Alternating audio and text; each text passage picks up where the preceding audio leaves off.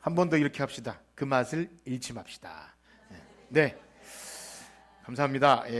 우리 계속해서 이 지혜로운 시간에 예수님께서 제자들에게 가르치신 그 산상수훈을 통해서 천국 백성의 정체성, 제자들의 정체성, 그것에 대해서 함께 배워 나가고 있습니다. 지난주는 이 부분을 가지고 성경 암송 대회를 했는데요.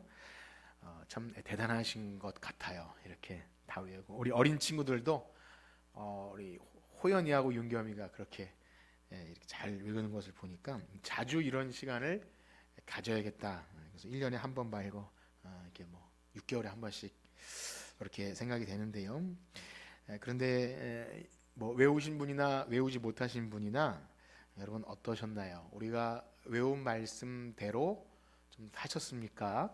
어떠세요? 예, 우리가 그렇게 줄줄 외운 것처럼 복 있는 사람, 또 소금으로 빛으로, 그렇습니다. 우리가 이렇게 외우고 듣고 교회에서 배운 것들이 우리의 머리와 입에서만 맴돌지 않고 가슴으로 내려오고 또 그것이 우리의 삶에서 나타나져야 이제 예수 믿는 자이구나, 그렇게 사람들이 보고 알게 될 것입니다. 그렇죠? 그래서 마태복음은요, 이 산상수훈을 시작할 때 먼저 제자들의 정체성을 이야기해주고, 그래서 팔복이 지나고 나면 그것을 세상을 향해 그들이 너희들을 보고 어떻게 할 것이다, 제 3자를 얘기합니다. 일단 천국 백성의 정체성은 무엇입니까? 천국 백성은 일단 복 있는 자죠. 네, 그 팔복으로 말하는 내용들, 심령이부터 시작해서 심령이 가난한 자는, 그 다음에 애통하는 자, 온유한 자, 심의 오니 이렇게 되죠. 의에 줄이고 목마른 자, 화평케 하는, 이 모든 내용이 바로 천국 백성 제자들의 정체성입니다. 자, 그런데 말씀드린 대로 제자들의 삶은 교회 안에서나 또 믿음의 공동체 안에서, 그러니까 우리 믿는 사람들끼리만의 일이 아니라 그것이 세상을 향해서 뭔가 드러내야 하는 사명이 있다는 것입니다. 만약 우리가 이것을 이 사실을 모르고 예수를 믿고 우리가 이제 구원받는 신자로 살아간다고 할 때, 하나님께서 우리를 부르셔서 세상을 향해 무언가 말해야 하는 이 메시지라는, 우리 삶 자체가 메시지가 되어야 하는 그 부르심에 대해서 만약에 우리가 알지 못하거나 등한시한다면 그것은 정상적이지 않은 거죠. 산 위에 있는 동네가 가려지지 않는 것처럼 드러날 수밖에 없는 우리의 삶인데, 그것을 모르거나 아니면 감추거나 아니면 그냥 나 혼자 개별적인 신자로 있다는 것은 정상적이지 않은 것입니다. 그래서 분명히 우리의 삶은 세상을 향한 메시지가 되어야 합니다. 이것은 출애굽한 이스라엘 백성들의 부르심과도 마찬가지입니다. 이스라엘 백성을 구원해내신 출애굽 사건은 단순히 한 민족을 마치 일제치하에서 해방하듯이 자유를 준 것, 그 정도가 아니라 그들을 부르신 목적, 왕같은 제사장, 세상을 향해서 너희들이 하나님이 살아계심과 그 기이한 덕을 선포하라고 부르신 거예요. 그래서 구원은 항상 이 두 가지가 같이 있습니다.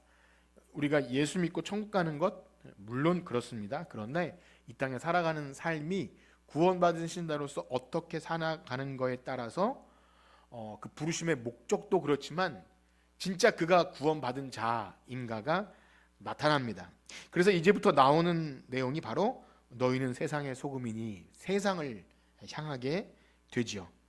자, 그렇습니다. 여러분들은 한번 묻겠습니다. 이러한 여러분들이 믿는 복음, 구원받았다고 하는 그것이 세상을 향해서 무언가를 드러내야 한다는 것에 대해서 알고 있습니까? 어떠세요? 혹시 저는 뭐 그 정도는 아닙니다 라고 생각하시나요?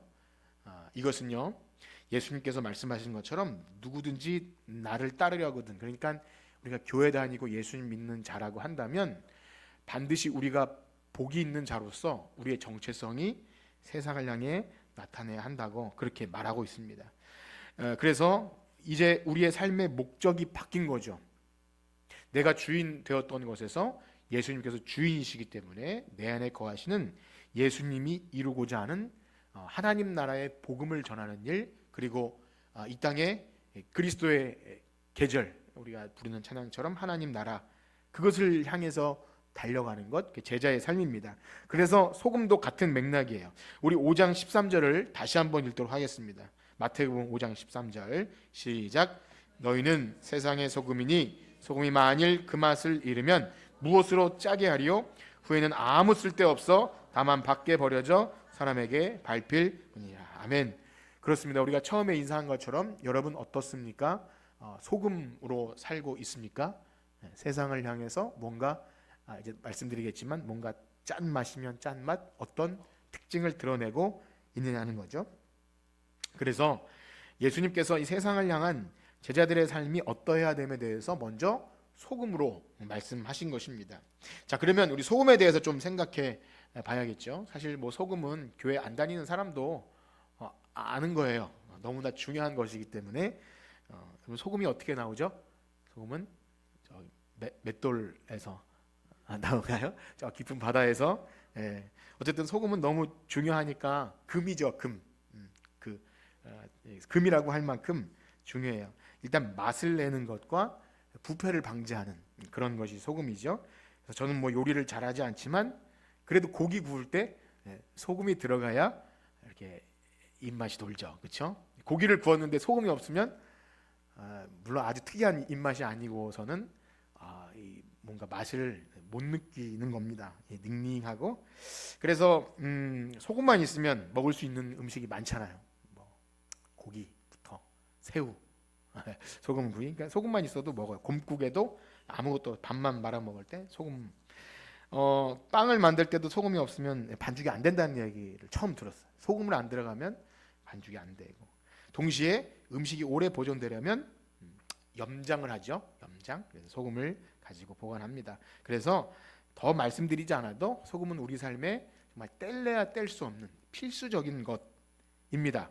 그러니까 예수님께서 제자들에게 너희들은 세상의 소금이다 하면 있어도 되고 없어도 그만이 아니라 뭐죠? 꼭 있어야 하는 거예요. 여러분 어떠세요? 여러분 세상에서 꼭 있어야 되는 사람으로 살고 계십니까? 네. 우리 동네 마을에서 우리 뭐 통장님은 꼭 있어야 되는 것 같고, 그 외에 여러분들이 있는 자리에서 내가 꼭 있어야 되는 삶을 사시냐는 거예요. 그래서 소금이라고 먼저 말합니다. 필수적인 존재. 그러므로 당연히 드는 생각은 소금이 만일 그 맛을 잃으면, 아예 필수적이었는데 그것을 잃으면 중간 정도 가는 게 아니라 13절에 보면 뭐라 그러죠? 쓸데없어 다만 밖에 버려져 밟힐 뿐이다. 맛을 잃은, 기능을 잃은 소금을 뭐 집에 보관할 필요가 없는 거죠. 자, 그렇다면 예수님의 제자들이 갖는 그 짠 맛은 구체적으로 무엇을 말하는 것일까요? 뭐 우스갯소리로 우리가 정말 예수 믿는 자가 뭐 짠돌이가 되는 건 아니겠죠? 예전에 그런 농담이 있었어요. 아침에 시장에서 교회 성경책 끼고 안경 낀 사람이 오면 그런 말이 있었어요. 약간 깎아달라 그러고 깍쟁이처럼 해서. 그건 아닐 거예요. 예수 믿는 자가 왔는데 깎아달라고 하는 건 좀 아닌 것 같아요. 저도 그래서 얼마 전에 생각을 바꿨습니다. 중고 거래를 하거나 차를 고칠 때 깎지 않는다. 그래서 전에 그런 말씀 드렸죠. 어떤 유리 가는 그 업자 할아버지가 싸게 해주는데도 어떤 목사님이 자꾸 깎아달라고 하니까 엄청 욕했어요. 그래서 그 다음에 제가 안 깎고 다 드렸는데, 깍쟁이가 되라는 말은 아니겠죠. 뭐 농담처럼 드린 말씀이지만, 그러면 신약성경에서 소금의 짠맛과 관련해서 몇 가지 내용이 있는 것을 잠깐 살펴볼 텐데요. 맥락 속에서 좀 달라집니다. 먼저 마가복음에 보면, 우리 마가복음 9장 50절 한번 읽어볼까요? 비슷한 말씀이지만 맥락이 좀 달라서 마가복음 9장 50절 시작. 소금은 좋은 것이로되 만일 소금이 그 맛을 잃으면 무엇으로 이를 짜게 하리요? 너희 속에 소금을 두고 서로 화목하라 하십니다. 일단 뒤에 소금으로 화목하라는 것은 조금 해석의 여지가 있어서 지금 그것이 핵심이 아니기 때문에, 중요한 것은 앞의 내용은 비슷합니다. 그러니까 소금이 그 맛을 잃으면 안 된다는 거죠. 그런데 어떤 맥락에서 마가는 어떤 맥락에서 이 말을 했냐면, 우리 9장 43절에서 49절인데요. 한번 길지만 한번 읽어봅시다. 어떤 맥락인지 속에서 좀 달라집니다. 교독하도록 해보겠는데요. 9장 43절을 제가 읽겠습니다. 만일 내 손이 너를 범죄하게 하거든 찍어버리라. 장애인으로 영생에 들어가는 것이 두 손을 가지고 지옥 곧 꺼지지 않는 불에 들어가는 것보다 나으니라. 45절. 예.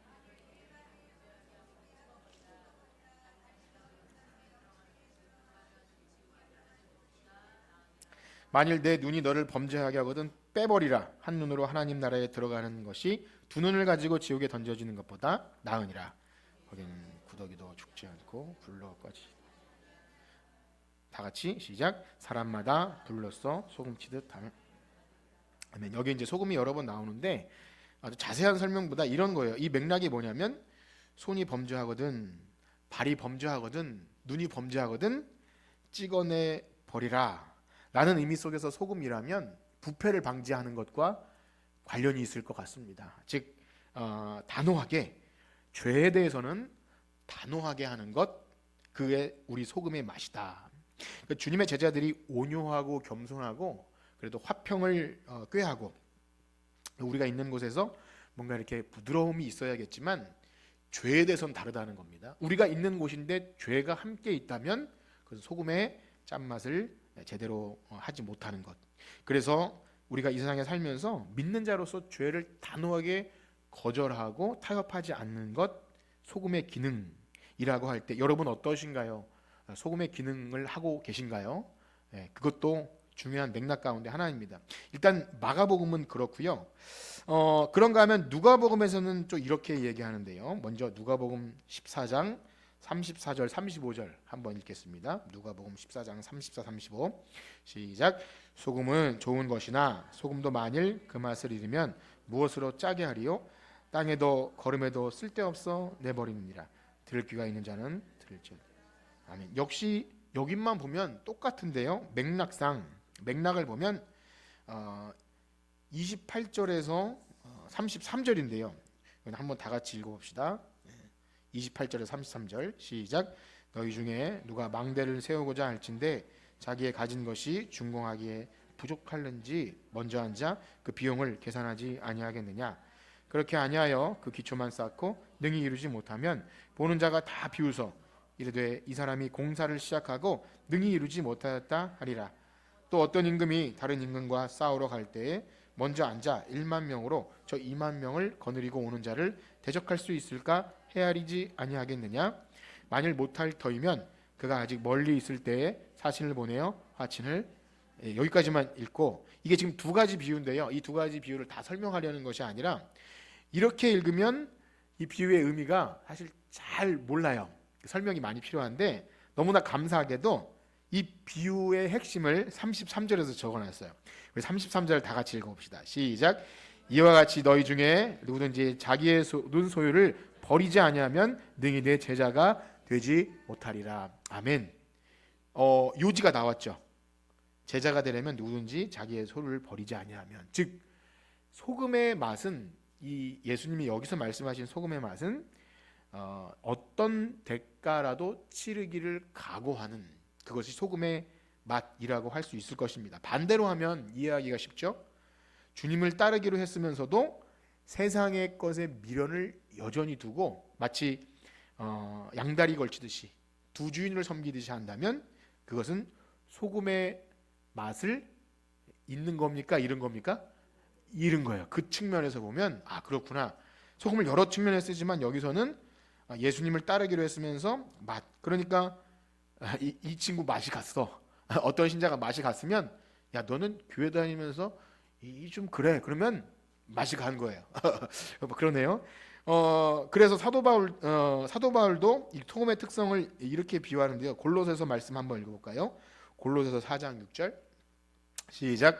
너희 말을 항상 은혜 가운데서 소금으로 맛을 냄과 같이 하라. 그리하면 각 사람에게 마땅히 대답할 것을 알리라. 아멘. 사도 바울은요 이 소금을 말로 관련지어서 말합니다. 그러니까 은혜로운 말 한마디를 마치 맛을 내듯이 그렇게 하라는 거죠. 우리는 또 자신에게 물어야 합니다. 여러분들이 교회 안에서나 가정에서나 여러분들의 그 은혜로운 말이 맛이 있습니까? 어떠세요? 뭐 말을 맛있게 한다 이런 표현은 그렇지만 음식이 맛있는 것과 말을 은혜롭게 하는 것은 참 비슷한 것 같아요. 사람을 살리게 하고 또 야고보서나 이런 데 보면 그 혀가 큰 배를 움직이는 것처럼 사람을 그 불이라고 말하죠. 사람을 살리기도 하고 죽이기도 하는. 그래서 여기서는 그냥 단순히 어떤 소리가 아니라 우리 성도들의 입에서 부정적인 말, 거짓된 것 그런 것이 나올 때 역시 이 친구 맛이 갔네 그렇게 말하는 거예요. 에베소서 말씀에 이렇게 말합니다. 에베소서 말씀 한번 같이 읽어봅시다. 에베소서 시작.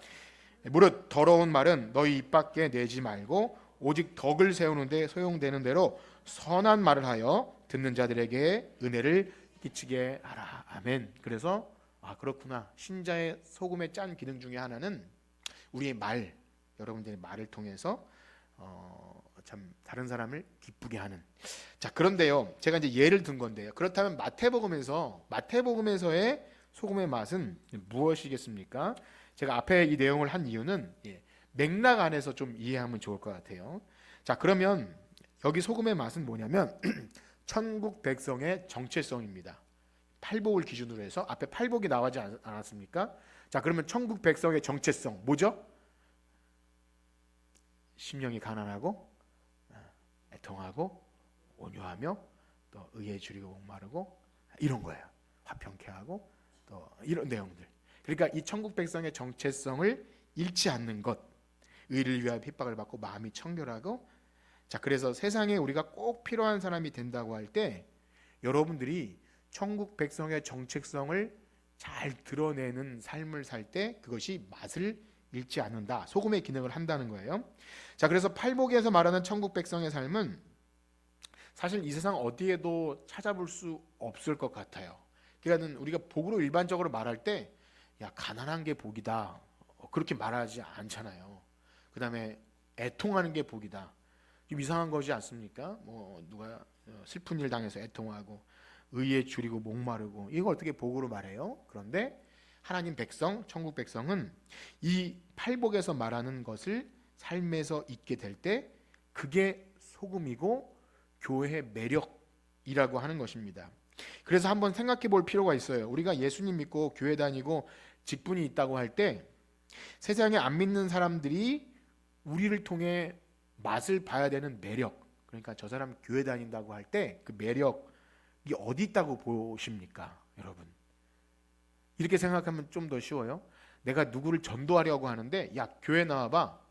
왜? 라고 말할 때 야, 이러저러한 게 있어 라고 말하는 매력, 그 어디 있다고 생각하세요? 네, 한번 생각해 보세요. 야, 우리 교회 나오면 밥이 맛있어. 그 외에 또 뭐가 있죠? 밥도 맛있어. 더 밥이 진짜 맛있어. 이렇게 커피도 맛있어. 뭐 이렇게 하나요? 우리는 쉽게 야, 교회 나오면 그래도 뭔가 해결이 돼. 이렇게 말하고 싶죠. 교회 나오면 자외선이 잘 되고 뭔가 복이 있을 거야. 잘 될 거야. 질병이 떠나가고 그렇게 말하는 것이 교회의 매력이라고 스스로도 속고 그렇게 하고 싶어요. 그리고 우리 스스로도 좀 그렇게 돼야 하나님 그래야 저 사람 교회 나오지 않겠습니까? 하고 말하고 싶은 게 목사가 제일 그래요. 그래서 가정이 잘 되고 사업이 잘 되고 그래야 우리 교회 나오시라고 더 용감하게 말하고 싶은 생각이 굴뚝 같아요. 그것이 우리의 모습입니다. 그래야 사람들이 교회 잘 나올 것 같고 성도들도 자부심을 느낄 것 같은 생각. 그런데요, 그것은 한번 따라해 봅시다. 가장 큰 착각이다. 착각입니다. 생각해 보세요. 천국 백성의 정체성 제일 처음에 뭐죠? 심령이 가난한 거예요. 누가 보면 실제로 가난하다가 나와요. 그냥 가난하다. 뭐 우리가 교회 다니면 가난하나 뭐 이렇게 그게 아니라 부자를 추구하지 않아도 진짜 질그릇 같은 우리의 삶에 보배가 담겨 있으면 주눅들지 않잖아요. 그래서 저 사람들은 왜 저러지? 제가 또 영화 얘기를 안 할 수가 없는데 그 북한 보위부 아주 막 죽이려고 하는 사람 앞에서 믿는 사람들이 거기서 주눅들지 않고 담대할 수 있는, 물론 막 객기를 부리는 게 아니라 진짜 소망이 있으면 굽신거리지 않을 수 있는 거예요. 참 신기한 거예요. 로마 시대도 그랬어요. 초대교회 성도들에게 저 사람들은 이상한 사람들입니다. 지들 먹을 것도 없는데 다 뺏겨서 우리가 뺏겨서 없는데 지니들끼리 사랑하고 나눕니다. 뭐 이런 소식이 들리는 거죠. 그게 매력인 것입니다. 그래서 우리가 교회에서 맛이라고 하면 세상에서 줄 수 없는 매력이 있어야 한다는 거예요. 없어도, 질병이 있어도, 서로 뭔가 문제가 있어도 그것 때문에 완전히 바닥에 깔아지지 않는 거예요. 우리는 이런 말씀 참 죄송하지만 뭔가 우울하고 문제가 발생하면 신앙이 하나도 없는 것처럼 낙심되지 않습니까? 그건 함부로 말할 수 없는 얘기지만, 그러나 우리가 일어설 수 있는 힘은 그 문제가 해결되지 않아도 우리 안에 진짜 소망이 있으면 여러분 일어날 수 있잖아요. 그렇지 않습니까? 힘을 내세요, 힘을 내세요. 주님이 손잡고 계시잖아요. 이 가사가 주님이 뭘 보이지도 않는데 손을 잡아, 이렇게 표현하지 않고 여러분들 진짜 일어날 수 있는 거 아닙니까? 그것이 맛이에요. 저 사람들은 왜 문제가 여전히 있는데도 저렇게 할 수 있는가? 진짜 복을 알기 때문이죠. 그래서 의에 줄이고 목마르며 모든 악한 말로 너희를 거슬러 모든 악한 말을 할 때 의를 위하여 핍박을 받고 뭐 이런 거, 그런데도 기뻐하고 즐거워할 수 있는 소위 미친 사람들의 매력인 겁니다. 그래야 그걸 매력으로 알고 교회 나와야 그것이 복음을 알고 나오는 거예요. 만약에 그거 아니라 그건 다 가리고 야 교회 다녔더니 이렇게 하나님이 갑절로 갚아주셔서 부동산이 또 사업이 이렇게 말하는 순간 서로 죽는 겁니다.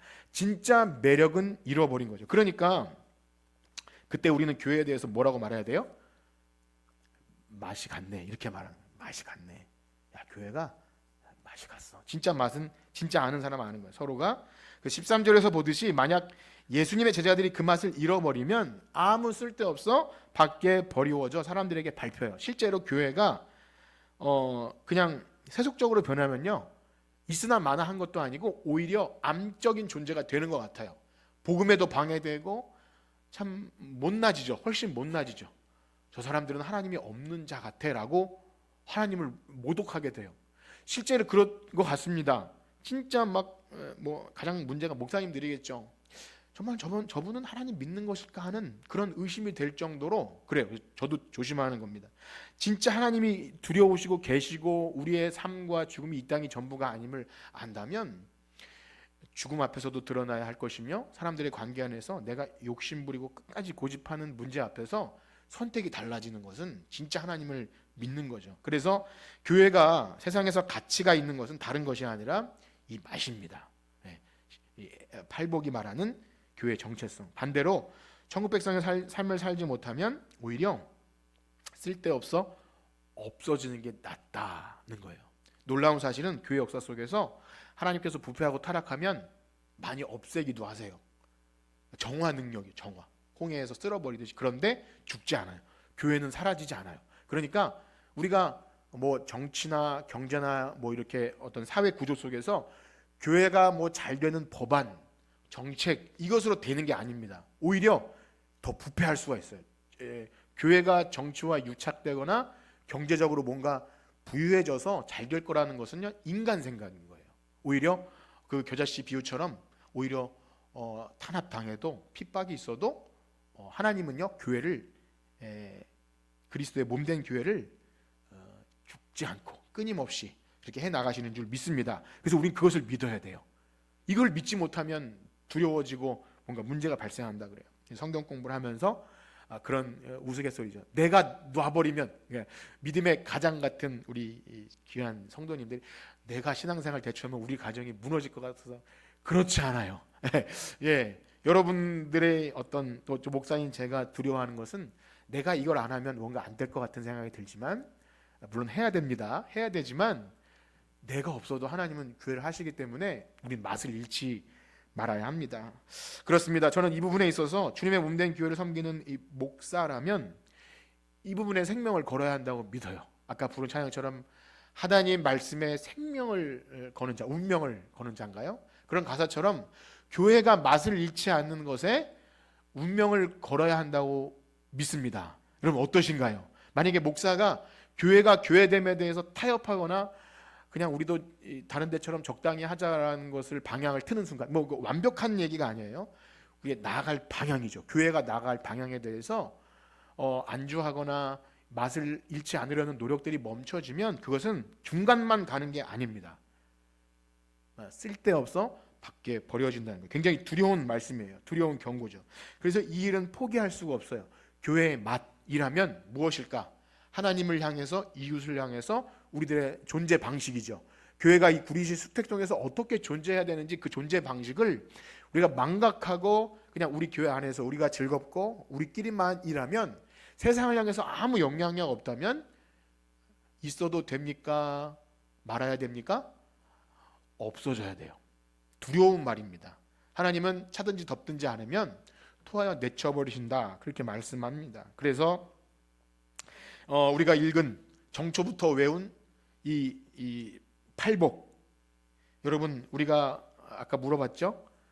예배 마치고 각자의 삶에서 들은 우리가 외운 말씀대로 사셨냐? 이 물어보는 것은 부끄럽게 하려는 것도 아니고 그냥 뭐 인사 차원도 아니고 매일매일 점검되는 우리 교회가 세상을 향해 발산해야 될 매력, 맛인 줄 믿습니다.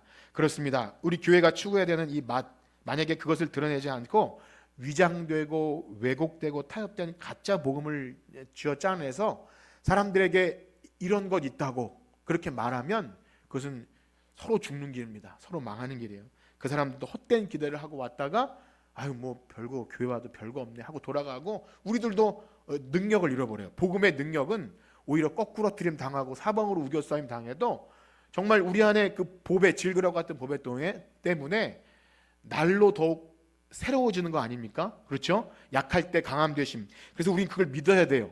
그리스도께서 십자가에서 죽으셨지만 그것이 끝이 아니라 영원한 생명을 주신 것처럼 우리 교회 존재의 방식은 오히려 낮아지고 또 세상을 향해서 좀 비판을 들어도 그것을 똑같이 대응하지 않는 것, 온유하고 겸손해도 하나님은 그것을 충분히 매력으로 세상 사람들에게 그렇게 보이실 줄 믿습니다. 그렇습니다. 사랑하는 성도 여러분, 여러분들이 생각하기에 제 목회자인 제 자신이 이 맛을 내고 있는 것 같은가요? 대답은 하지 마세요.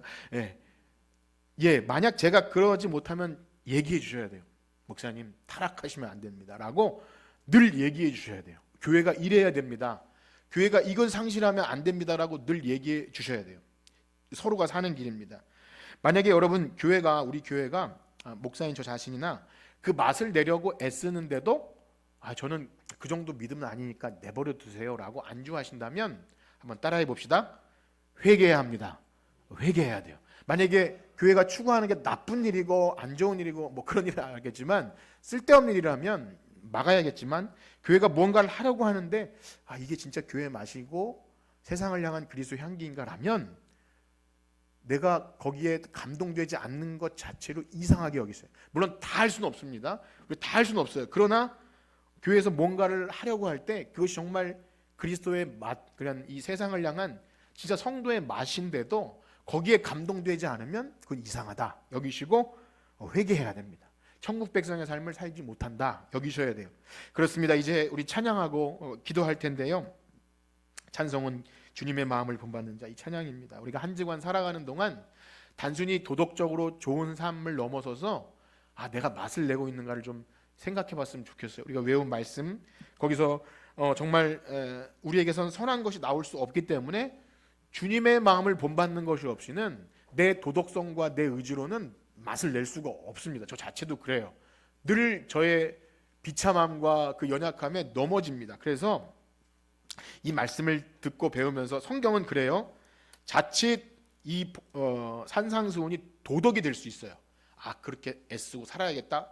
거기보다 더 중요한 것은 우리보다 먼저 십자가에 지신 예수님이 우리 안에 거하실 때 우리의 힘과 능력이 아니라 우리 안에 거하시는 주님께서 이렇게 살게 하는 힘을 주실 줄 믿습니다. 우리 찬양 드리시고 함께 기도합시다. 주님의 마음을 본받는 자 455장 함께 찬송하고 기도하겠습니다. 455장.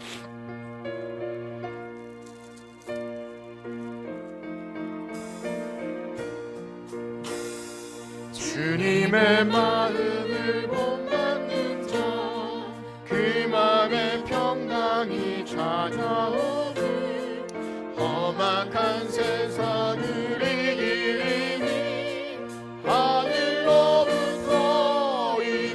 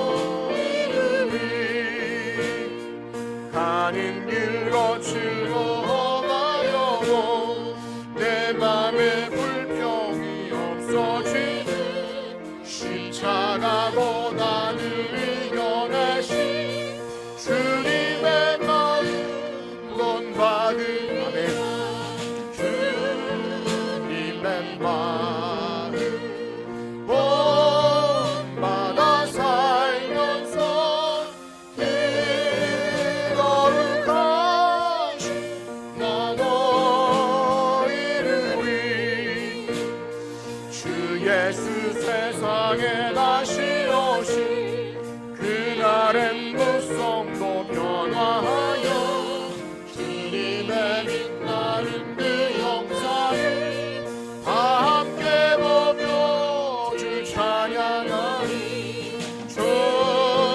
주님의 말을 본받아 살면서 그거를 다시 나도 이루리. 아멘.